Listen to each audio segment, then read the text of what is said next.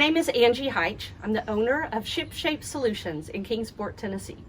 At NAPO 2021, I'll be presenting Organize It Forward, the unique benefits and challenges of working with nonprofits. Several years ago, I was motivated to start donating organizing services to local nonprofits. And those experiences have been very beneficial to both my business and the nonprofits. Now I have hundreds of hours of experience working with a variety of nonprofits like Girls Inc. Organizing the library here at Girls Inc. is one of my favorite all-time organizing projects.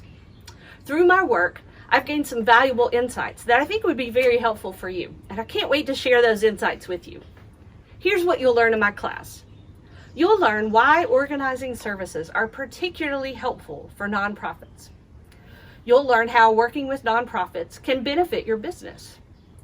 You'll learn about the unique challenges of working with nonprofits and how to navigate those challenges successfully. You'll identify your own life experiences, interests, skills, and passions, and how you can use those to help you pick the nonprofits that would be the perfect match for you.